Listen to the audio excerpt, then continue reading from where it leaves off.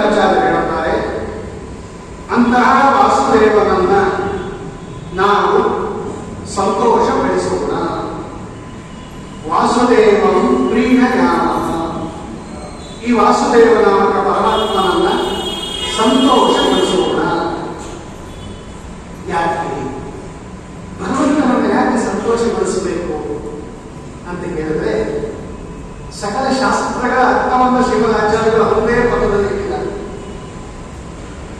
ಇಡೀ ಜೀವನದ ಗುರಿ ಏನು, ಜೀವನದ ಸಾರ ಏನು, ಯಾತಕ್ಕೋಸ್ಕರ ನಾವು ಬದುಕಿದ್ದೀವಿ, ಅದರಲ್ಲೂ ಈ ಮನುಷ್ಯ ದೇಹ ಬಂದಾಗ, ಬ್ರಾಹ್ಮಣ ದೇಹ ಬಂದಾಗ, ವೈಷ್ಣವ ದೇಹ ಬಂದಾಗ ಅವಶ್ಯವಾಗಿ ಮಾಡಬೇಕಾದ ಕಾರ್ಯಗಳೇನು ಅಂತ ಬಂದಾಗ ಶ್ರೀಮದಾಚಾರ್ಯ ಹೇಳ್ತಾರೆ, ಪ್ರೀಣಯಾಮಃ ವಾಸುದೇವಂ. ಭಗವಂತನನ್ನ ಸಂತೋಷಪಡಿಸೋದಿಗೆಲ್ಲ ಇದಕ್ಕೆ ಬಂದಿರೋದು ಈ ಮನುಷ್ಯ ಜನ್ಮ. ಬ್ರಾಹ್ಮಣಸ್ಯ ದೇಹೋಯಂ ಕ್ಷುದ್ರಕಾಮಾಯ ವೇಶ್ಯತೆ ಕೃಚ್ಛ್ರಾಯ ತಪಸೇ ಚೈವ ಪ್ರೇತ್ಯಾನಂತ ಸುತಾಯ ಚ. ಭಾಗವತದ ದಿವ್ಯ ಸಂದೇಶ. ಕೃಷ್ಣ ಪರಮಾತ್ಮ ಹೇಳ್ತಾನೆ ಭಾಗವತ ಏಕಾದಶ ಸ್ಕಂದದಲ್ಲಿ, ಬ್ರಾಹ್ಮಣನ ದೇಹ ಇದೆಯಲ್ಲ, ಈ ಬ್ರಾಹ್ಮಣ ಶರೀರ, ಬ್ರಾಹ್ಮಣ ಜನ್ಮ, ಇದು ಕ್ಷುದ್ರ ಕಾಮನೆಗಳನ್ನ ಪೂರ್ತಿ ಮಾಡಿಕೊಳ್ಳಕ್ಕೆ ಬಂದ ಜನ್ಮ ಅಲ್ಲ. ಏನೋ ಪದಾರ್ಥಗಳನ್ನ ತಿಂದು, ಏನೋ ನೋಡಿ, ಏನೋ ಮಾಡಿ, ಏನೋ ಮಾತಾಡಿ ಹೆಂಗೋ ಎಂದು ಒಂದು ದಿವಸ ಸತ್ತೋಗಕ್ಕೆ ಬಂದಿರತಕ್ಕಂಥ ಜನ್ಮ ಅಲ್ಲ ಇದು. ಇದು ಬಹಳ ಶ್ರೇಷ್ಠವಾಗಿರತಕ್ಕಂತಹ ಜನ್ಮ. ದುರ್ಲಭೋ ಮಾನುಷೋ ದೇಹ ದೇಹಿನಾಂ ಷಡವಂತುರ. ಭಗವಂತನನ್ನ ಸಂತೋಷಪಡಿಸೋದಿಕ್ಕೆ ಬಂದಿರತಕ್ಕಂಥ ಜನ್ಮ ಇದು ಬ್ರಾಹ್ಮಣ ಜನ್ಮ, ಮನುಷ್ಯ ಜನ್ಮ. ತತ್ರಾಪಿ ಬ್ರಾಹ್ಮಣ ಜನ್ಮ, ತತ್ರಾಪಿ ವೈಷ್ಣವ ಜನ್ಮ. ಲೋಕದಲ್ಲಿ ಕೇಳ್ತಾರೆ, what is your goal, what is your aim, ಏನ್ ಸಾಧಿಸಬೇಕು ಅಂತ ಇಟ್ಕೊಂಡಿದ್ಯಪ್ಪ ನೀನು? ಎಲ್ಲರೂ ಹಿರಿಯರು ಪ್ರಶ್ನೆ ಕೇಳ್ತಾರೆ. ಸಣ್ಣ ಹುಡುಗರು ಸಿಕ್ಕಿದಾಗ ಏನ್ ನಿನ್ನ ಜೀವನದಲ್ಲಿ ನಿನ್ನ ಗುರಿ ಏನು, ಏನನ್ನ ಸಾಧಿಸಬೇಕು ಅಂದ್ಕೊಂಡಿದ್ಯಾ ನೀನು?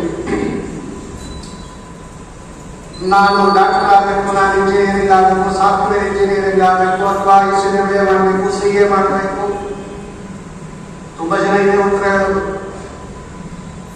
ಅಥವಾ ಕೆಲವರು ಹೇಳ್ಬೋದು ವಿದ್ವಾಂಸರಾಗಬಹುದು, ಸುಧಾ ಮಂಗಳ ಮಾಡಬೇಕು ನಾನು, ಇಂಥವ್ರು ಇರ್ತಾರೆ, ಇಲ್ಲ ಅಂತಿಲ್ಲ. ನಿಜವಾಗಲೂ ಜೀವನದ ಉದ್ದೇಶ ಏನು? ವಾಸುದೇವನನ್ನ ಸಂತೋಷಪಡಿಸೋದಿದೆಯಲ್ಲ, ಇದಕ್ಕಿಂತ ದೊಡ್ಡ ಇದುವೇ ನಾವೆಲ್ಲ ಬಂದಿರೋದೇ ಅದಕ್ಕೆ. ಭಾಗವತ ಹೇಳುತ್ತೆ, ತಸ್ಮಾತ್ ಸರ್ವಾತ್ಮನಃ ರಾಜನ್ ಶ್ರೋತವ್ಯ ಮಂತವ್ಯ ಕೀರ್ತಿತವ್ಯಶ್ಚ ದೇಯ ಪೂಜ್ಯಶ್ಚ ನಿತ್ಯದ. ಭಗವಂತನನ್ನ ಕೊಂಡಾಡೋದಕ್ಕೆ, ಭಗವಂತನನ್ನ ಸಂತೋಷಪಡಿಸೋದಕ್ಕೆ ಬಂದಿರತಕ್ಕಂಥ ಜನ್ಮ ಇದು, ಮನುಷ್ಯ ಜನ್ಮ. ಹಾಗಾಗಿ ಶ್ರೀಮದಾಚಾರ್ಯ ಹೇಳ್ತಾರೆ, ವಾಸುದೇವಂ ಪ್ರೀಣಯಾಮಃ, ನಾವು ವಾಸುದೇವನನ್ನ ಸಂತೋಷಪಡಿಸ್ತೀವಿ. ನನ್ನ ಶಿಷ್ಯರಾಗಿರ್ತಕ್ಕಂಥ ನೀವು ಕೂಡ ಭಗವಂತನನ್ನ ಸಂತೋಷಪಡಿಸಿ. ನನ್ನ ಹೃದಯದಲ್ಲಿ ವಿದ್ಯಮಾನನಾದ ಆನಂದ ತೀರ್ಥ ಅಂತರ್ಯಾಮಿ ಆಗಿರ್ತಕ್ಕಂಥ ವಾಸುದೇವ ನಾಮಕ ಪರಮಾತ್ಮ ಏನಿದ್ದಾನೆ, ಅವನನ್ನ ಸಂತೋಷಪಡಿಸೋದೇ ನಿಮ್ಮ ಜೀವನದ ಗುರಿ. ಭಗವಂತ ಪ್ರಸನ್ನನಾದರೆ ಕಿಮಲಭ್ಯಂ ಭಗವತಿ ಸಂದೇಶಿ ಅಂತ. ಭಗವಂತ ಏನಾದರೂ ಸಂತುಷ್ಟ ಆಗುವುದಾದ್ರೆ ನಮಗಿನ್ನ ಸಿಗಲ್ಲ ಅನ್ನೋದೇ ಇಲ್ಲ. ಕಿಮ್ಮಲಭ್ಯಂ, ಸಿಗದೇ ಇರೋದೇನು? ಎಲ್ಲವೂ ಸಿಗುತ್ತೆ ಅವನಿಗೆ. ಮೋಕ್ಷದಿಂದ ಪ್ರಾರಂಭ ಮಾಡಿ ಐಕ ಪಾರತ್ರಿಕ ಎಲ್ಲ ಸುಖವೂ ಕಡತಲ ಬಲಕಾವಣೆ. ಅದನ್ನ ಆಚಾರ್ಯ ಹೇಳ್ತಾ ಇದ್ದಾರೆ, ಪ್ರೀಣಯಾಮಃ ವಾಸುದೇವಂ ಅಂತ. ವಾಸುದೇವನಾಮಕ ಪರಮಾತ್ಮನನ್ನ ಪ್ರೀಣಯಾಮಃ, ಸಂತೋಷಪಡಿಸೋಣ. ಯಾಕೆ ಈ ಶಬ್ದವೇ ತಗೊಂಡ್ರು ಆಚಾರ್ಯರು? ಯಾಕೆ ಈ ಪದವನ್ನೇ ಆರಿಸಿಕೊಂಡ್ರು ಅಂತ ಕೇಳಿದ್ರೆ, ಈ ರೂಪದಿಂದ ಭಗವಂತ ಮೋಕ್ಷ ಕೊಡೋ ರೂಪ. ವಾಸುದೇವ ರೂಪ ಮೋಕ್ಷಪ್ರದ ರೂಪ. ಹಾಗಾಗಿ ಶ್ರೀಮದಾಚಾರ್ಯರು ಈ ವಾಸುದೇವ ರೂಪವನ್ನು ಸ್ವೀಕಾರ ಮಾಡಿದ್ದಾರೆ. ಭಗವಂತನ ಒಂದೊಂದೂ ಕೂಡ ಒಂದೊಂದು ವ್ಯಾಪಾರಕ್ಕೆ ಭಗವಂತ ಒಂದೊಂದು ರೂಪವನ್ನು ಸ್ವೀಕಾರ ಮಾಡ್ತಾರೆ.